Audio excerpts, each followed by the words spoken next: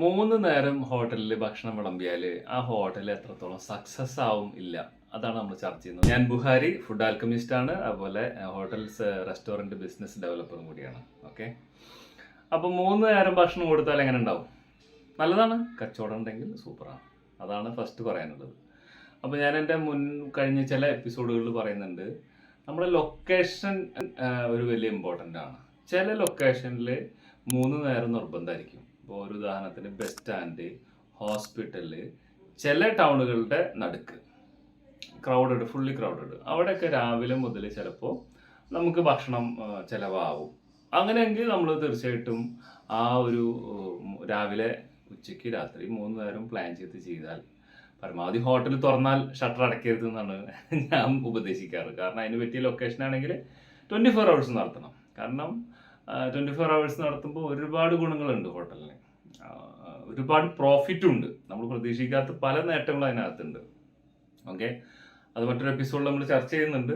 അപ്പോൾ രാവിലെ തന്നെ ഉണ്ടെങ്കിൽ ഇല്ലെങ്കിൽ, അപ്പോൾ ഉണ്ടെങ്കിൽ എന്താണെന്ന് വെച്ച് കഴിഞ്ഞാൽ ഒരു കുക്ക് 4 മണിക്ക് 5 മണിക്ക് വരണം.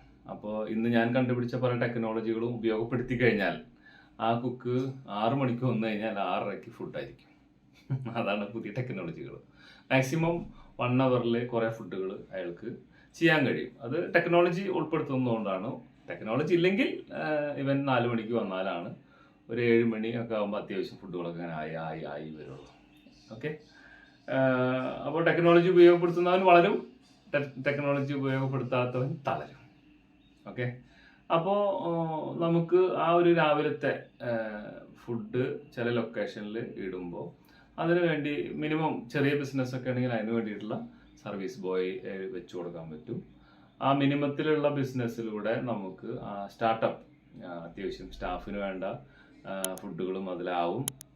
അതുപോലെ തന്നെ ടൈം ട്രാക്കിങ് ഹോട്ടലിൽ പഠിപ്പിച്ചിട്ടുണ്ടെങ്കിൽ മിനിമം ഒരു മെയിൻ കുക്കും 2 അസിസ്റ്റൻറ്റും ഉണ്ടെങ്കിൽ രാവിലത്തെ ഫുഡുകളൊക്കെ വെച്ച് ബിരിയാണി, മീൽസ് ഇതൊക്കെ വെച്ച് ചെയ്യാൻ പറ്റും. അതല്ലെങ്കിൽ ഒരു 5 പേര് 6 പേര് മിനിമം വേണം, അല്ലെങ്കിൽ നടക്കില്ല. ഓക്കെ, അപ്പോൾ ടൈം ട്രാക്കിംഗ് ട്രെയിനിങ് എടുത്ത കിച്ചണിൽ മാത്രമാണ് ഈ പറഞ്ഞ പോലെയുള്ള ബെനിഫിറ്റ് ഉണ്ടാവുള്ളൂ ഓണർക്ക്, അല്ലാത്തവർക്ക് ഉണ്ടായിരിക്കില്ല. അപ്പോൾ നോർമലായിട്ട് നമുക്കത് ടൈം അവരുടെ ഡ്യൂട്ടി ഷെഡ്യൂൾസ് വെക്കുമ്പോൾ ആ കുക്കിന് രാവിലെ 4 മണി മുതൽ ഉച്ചയ്ക്ക് ഒരു 11:30-12 മണി വരെ വെച്ച് റെസ്റ്റിന് പോയി, പിന്നെ നെക്സ്റ്റ് ഡേക്കുള്ള പ്രിപ്പറേഷൻ്റെ ബാക്കപ്പ് ചെയ്യാനായിട്ട് വൈകിട്ടൊരു ടൈമും കൂടി വന്നു പോയി കഴിഞ്ഞാൽ അത് ഏകദേശം മാച്ചാവും. ചില ലൊക്കേഷനിൽ അത് നടക്കില്ല. രാവിലെ വെച്ചാൽ ചിലപ്പോൾ ആരും ഉണ്ടാവില്ല, വളരെ കുറവായിരിക്കും. പിന്നെ ചില ലൊക്കേഷനിൽ നമ്മൾ ഉദ്ഘാടന സമയം മുതലേ അത് പരിശീലിപ്പിക്കണം, രാവിലെ മുതൽ ഉണ്ട് എന്നുള്ളത്. അപ്പോഴേ ആളുകൾ വരുള്ളൂ. അത് മറ്റൊരു കാര്യമാണ്, മറ്റൊരു ബിസിനസ് ട്രിക്കും സ്ട്രാറ്റജിയാണ്. പെർഫെക്റ്റായിട്ട് അങ്ങനെ നമ്മൾ എന്താണോ അവിടെ കൊടുക്കാൻ ഉദ്ദേശിക്കുന്നത്, എങ്ങനെയാണ് കൊടുക്കാൻ ഉദ്ദേശിക്കുന്നതെങ്കിൽ ആ രീതിയിൽ നമ്മൾ സ്റ്റാർട്ടിങ് മുതൽ തന്നെ അപ്ലൈ ചെയ്യണം. എങ്കിലാണ് ആ ബിസിനസ് പെർഫെക്റ്റായിട്ട് നമുക്ക് വരുള്ളൂ. ഓക്കെ, പിന്നെ ഉച്ച മുതൽ, അപ്പോൾ പല സ്ഥലങ്ങളിലും ഉച്ച മുതലാണ്. ഇപ്പോൾ മന്തിക്കടകൾ, ബിരിയാണി കടകളൊക്കെ ആണെങ്കിൽ പുലർച്ചയ്ക്ക് ബിരിയാണി വിൽക്കുന്ന കടകളുണ്ട് കേട്ടോ, അത് വേറെ ഇഷ്ടമാണ്. ഉച്ച മുതലാണ് നോർമലായിട്ട് സ്റ്റാർട്ട് ചെയ്യുക. ഉച്ചയ്ക്ക് സ്റ്റാർട്ട് ചെയ്ത് കഴിഞ്ഞാൽ രാത്രി വരെ അതിങ്ങനെ ഓടിച്ചു കൊണ്ടുപോയി ചെയ്യാം. അപ്പം അങ്ങനത്തെ കടകളെ കുറിച്ച് നമ്മൾ ചർച്ച ചെയ്യുമ്പോൾ നമുക്കൊരു ഒരു ഒരു നോർമൽ ഒരു 25 ഒരു 40 സീറ്റ് വരെയുള്ള കടയ്ക്കാണെങ്കിൽ ഒരു 8 മുതൽ 10 പേരെ കൊണ്ട് നല്ല ബെസ്റ്റായിട്ട് അത് ഹാൻഡിൽ ചെയ്യാൻ പറ്റും. പിന്നെ അവിടുത്തെ മാർക്കറ്റിംഗ് മറ്റു കാര്യങ്ങളൊക്കെ എത്രത്തോളം ഉണ്ട് അതിനനുസരിച്ച് ജനങ്ങൾ അറിയും. ഫുഡിൻ്റെ ടേസ്റ്റ്, അതാണ് അടുത്ത ഇത്. അതും ഡിപ്പെൻഡ് ചെയ്തിട്ട് ബിസിനസ് നമുക്ക് കിട്ടും. പക്ഷെ രാവിലത്തെ ബാച്ച് വയ്ക്കുമ്പോൾ കിച്ചനകത്ത് സിസ്റ്റമാറ്റിക് ആയിട്ടാണ്, അല്ലെങ്കിൽ വെൽ ട്രെയിൻഡ് ആയിട്ടുള്ള ആളുകളാണെങ്കിൽ മാത്രമാണ് രാവിലെ മുതൽ ഷെഡ്യൂൾഡായിട്ട് സാധനങ്ങൾ ഇങ്ങനെ ചെയ്ത് വരാൻ പറ്റുള്ളൂ. എക്സ്പെഷ്യലി ചില മുക്കി പൊരിക്കുന്ന കടികൾ ആ കുക്കിന് ചെയ്യാൻ പറ്റും, ഇതിൻ്റെ ഇടയിൽ ചെയ്ത് പോകാൻ പറ്റും. അതല്ലാത്ത കടികൾ, ഇപ്പോൾ തലശ്ശേരി കടികൾ പോലെയൊക്കെയുള്ള ഫുള്ളി ഹാൻഡ് മെയ്ഡ് കടികൾ അയാൾക്ക് ചെയ്യാൻ പറ്റില്ല, ടൈം ജാമായി പോകും.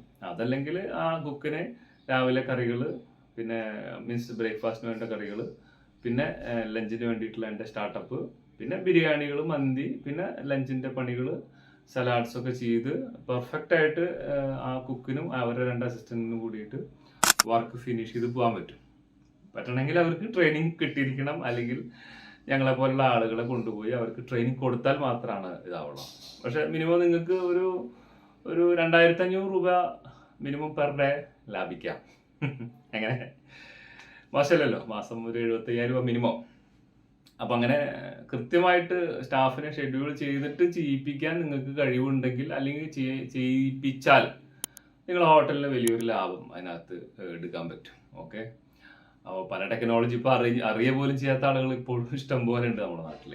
അപ്പോൾ ഈ 3 നേരം ഭക്ഷണം കൊടുക്കുമ്പോൾ അത്യാവശ്യം നല്ല സെയിൽ ഉണ്ടെങ്കിൽ പിന്നെ അവൻ ഹോട്ടലിൽ 1, 2, 3, 4, 5 അങ്ങനെ ചെയ്തുകൊണ്ടേയിരിക്കും. പിന്നെ സിസ്റ്റം കൂടെ അഡാപ്റ്റ് ചെയ്തിട്ടുണ്ടെങ്കിൽ, നമ്മുടെ നാട്ടിൽ സിസ്റ്റം അഡാപ്റ്റ് ചെയ്യൽ കുറച്ച് കുറവാണ്. ആ സിസ്റ്റം കൂടെ അഡാപ്റ്റ് ചെയ്താൽ മേലേക്ക് വളർന്നുകൊണ്ടേയിരിക്കും. ഇല്ലെങ്കിൽ ഈ കാലഘട്ടത്തിൽ സിസ്റ്റം ഇല്ലാതെ വളർന്നു നിൽക്കുന്നവർ ആരെങ്കിലും ഉണ്ടെങ്കിൽ ഇനി തളർച്ചയുടെ കാലഘട്ടമാണ്. കാരണം ഇനി പിന്നിലേക്കാണ് പോവുക. കാരണം സിസ്റ്റം ഇല്ലാതെ കുറച്ച് പ്രശ്നമാണ് അത് ഓടിച്ചു കൊണ്ടുപോകാൻ. കാരണം തൊഴിലാളികൾ കിട്ടാനുള്ള ബുദ്ധിമുട്ടുകൾ ഉണ്ടെങ്കിൽ നല്ല ഹൈ സാലറി പേ ചെയ്യണം.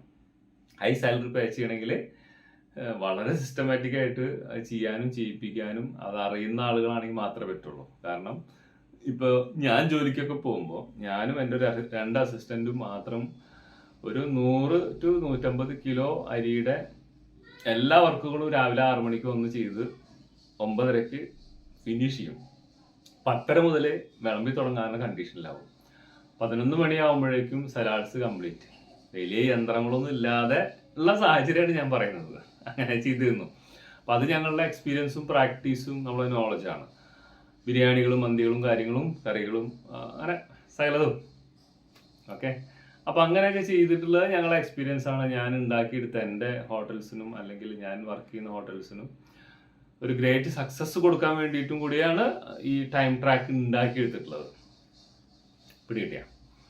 അപ്പോൾ ഇങ്ങനെയൊക്കെ ചെയ്താൽ 3 നേരത്തെ ബിസിനസ് ചെയ്താൽ ആ ഹോട്ടൽ ഓണർ നല്ല സമ്പന്നനായിരിക്കും, നല്ല പണക്കാരനായി മാറും.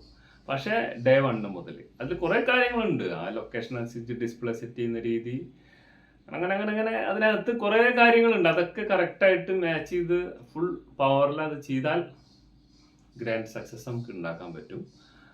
പിന്നെ തുടങ്ങുന്ന അന്ന് മുതൽ തന്നെ, ഉദ്ഘാടന ദിവസം മുതൽ തന്നെ എന്താണ് നമ്മൾ ഉദ്ദേശിക്കുന്നത് അതവിടെ ഉണ്ടായിരിക്കണം.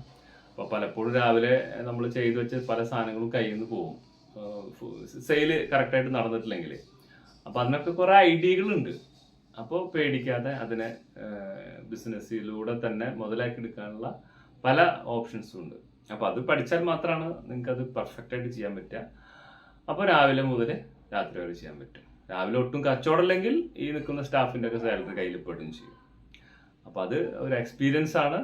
അപ്പോൾ കൂടുതൽ സംശയങ്ങളൊക്കെ ഉണ്ടെങ്കിൽ കമൻറ്റിലൂടെ ചോദിക്കുക.